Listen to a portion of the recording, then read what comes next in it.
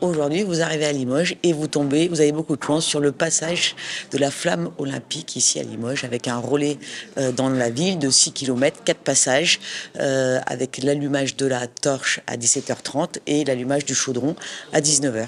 Voilà, 24 relayeurs qui vont circuler, des animations sur 3 places de la ville de Limoges, tout ça autour du sport et du handicap.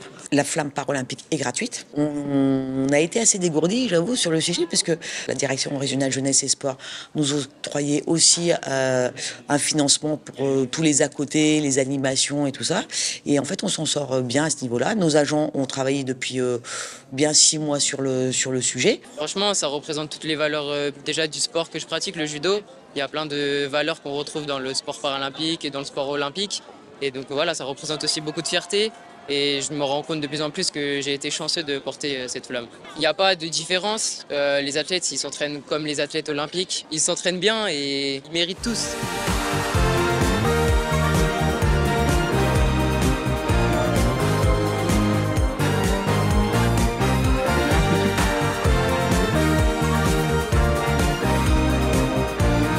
C'est une immense fierté d'avoir porté la flamme de ma région. Je suis très touchée, beaucoup d'émotions, un moment inoubliable. C'est incroyable, ça me touche beaucoup. Et je n'oublierai jamais. Et le public à Limoges, une ambiance c'est incroyable. Ça représente beaucoup pour moi parce que je me bats avec les personnes sourdes et aussi les personnes handicapées depuis plusieurs années. C'est important de se battre pour que le regard évolue et leur montrer qu'il ne faut pas avoir peur. Et que les personnes handicapées ont des compétences. Il faut regarder des compétences et la beauté intérieure. Il ne faut pas avoir peur de la différence.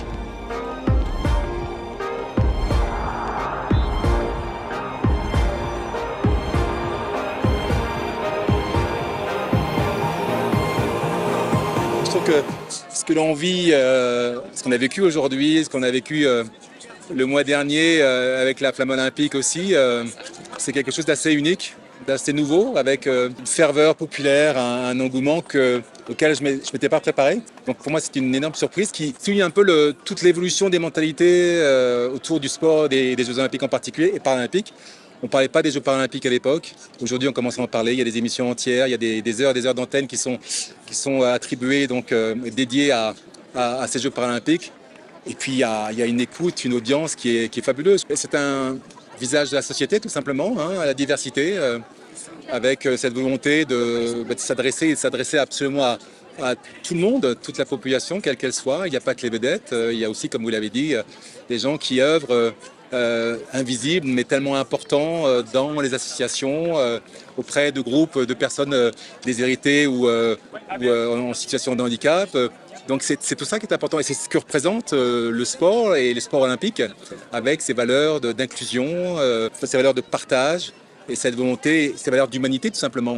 On est un et une humanité, des hommes et des femmes qui essayons de mieux vivre ensemble.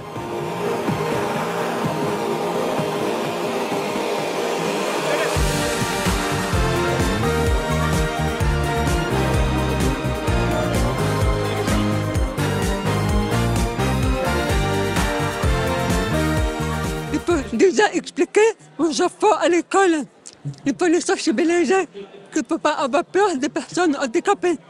Il ne faut pas avoir peur, il faut regarder normal, comme les autres. Et même pour les entreprises de la vie de tous les jours, c'est important, c'est l'égalité. C'est important pour moi, c'est de sensibiliser aux enfants et aux adultes. Limoges, on a 2 athlètes paralympiques qui sont donc sélectionnés, Cyril Jonard et Léane Morceau, judo et natation. Donc ça a vraiment du sens aussi par rapport à nos athlètes. Et puis aujourd'hui, il est vrai que les athlètes para sont des athlètes plus qu'à part entière, avec de réelles performances sportives. Alors il y a eu beaucoup d'évolutions techniques, il y a eu beaucoup aussi de promotion en ce sens-là, beaucoup de prise de conscience, voilà, qui font qu'aujourd'hui, le sport para est mis au même niveau que le sport olympique et avec des niveaux d'entraînement, des exigences, des minima qui sont compliqués. On a des grands et beaux et vrais athlètes. Qui nous rejoindront ici dans quelques jours aux Jeux paralympiques de Paris.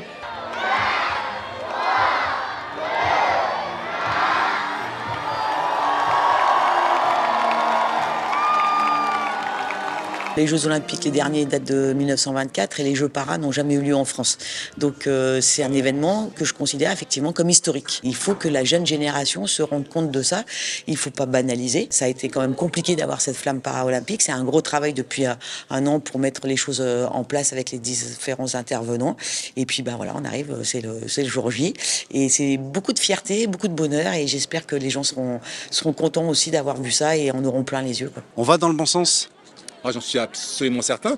Il y a encore énormément de boulot. Il ne faut pas se satisfaire de ce qu'on vit aujourd'hui. Je crois qu'on va dans le bon sens. Il y a une énorme évolution des sujets dont je vous ai parlé précédemment. Mais il y a encore énormément de boulot. Donc il faut continuer comme ça, main dans la main, à essayer de faire avancer les choses.